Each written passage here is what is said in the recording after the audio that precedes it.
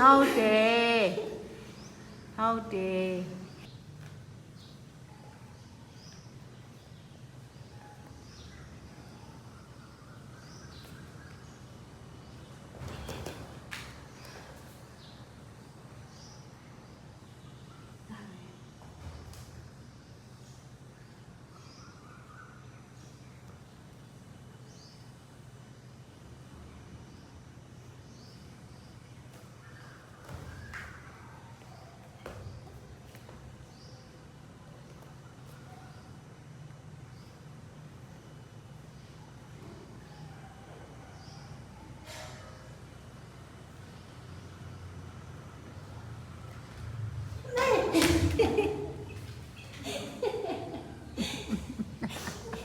လေးကြွလိုက်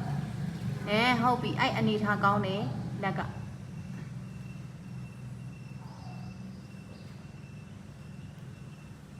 ဟုတ်ပြီအဲ့တိုင်းအောက်ခြေပေါ်တန်းဆန်းကြည့်လက်ဖက်နောက်မကြွားသေးနဲ့တွန်းထားညနေချက်ဆောင်းတင်မညအားလေးသုံးโอเคထိန်းထား5 4တထောင်မပြဲစီနဲ့3 2 1နောက်တစ်ချောင်းဆမ်းမှုစူးစမ်းကြည့်တင်မညအား3ဘိုင်းညအား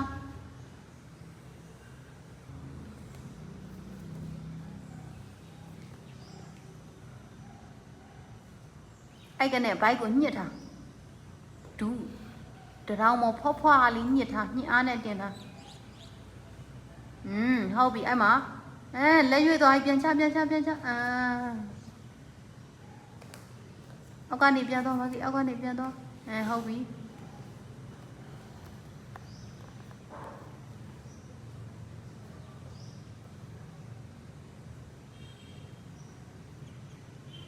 လက်နောက်ဆုပ်ဖို့လိုသေးတယ်မလီနည်းနည်းလေးလက်လေးနောက်ဆုပ်ဟုတ်ပြီပခုံးတစ်ခါလေးတွန်းထားဟုတ်တယ်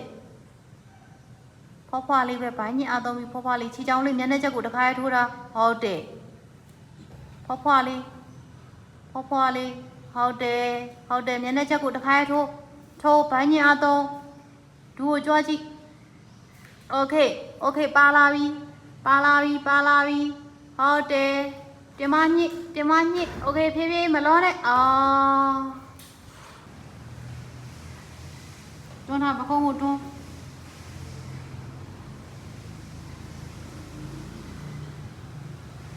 ချီချောင်းမျက်နှာချက်ထိုးတာတခါတည်းအဲ့ကနေဖွားလေးဒူးကိုတင်ထားဘိုင်းညအားသုံးထားဖွားလေးဘိုင်းညအားသုံးထားချီချောင်းလေးမျက်နှာချက်ကိုထိုးတာပခုံးကိုတွန်းဘိုင်းညအားသုံးပြီးဒူးလေးကိုဖြည်းဖြည်းချင်းကြွားဖို့ကြိုးစားကြည့်မလောနဲ့ကောင်းတယ်တင်မလေးပါညစ်မယ်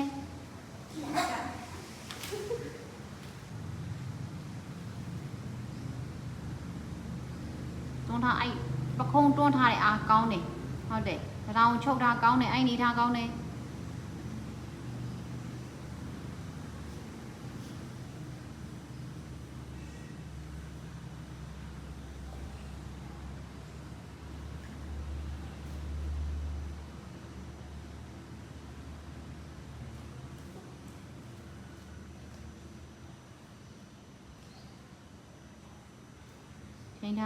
ထိန်းထား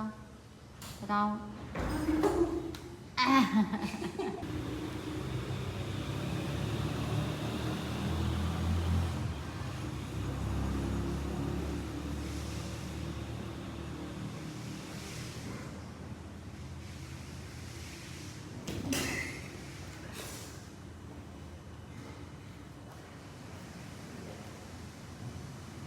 ဒီကြောင့်ကိုထိုးထားမြင်နေချက်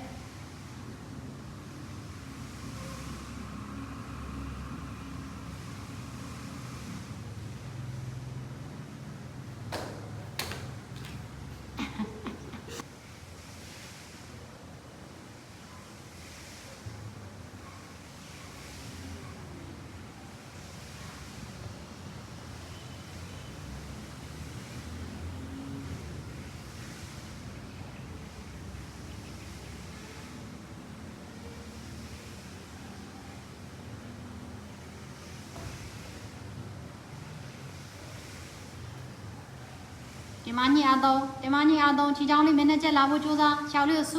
6လေးကိုစုတင်မကြီးအားသုံးအာနည်းနည်းလိုတော့တာ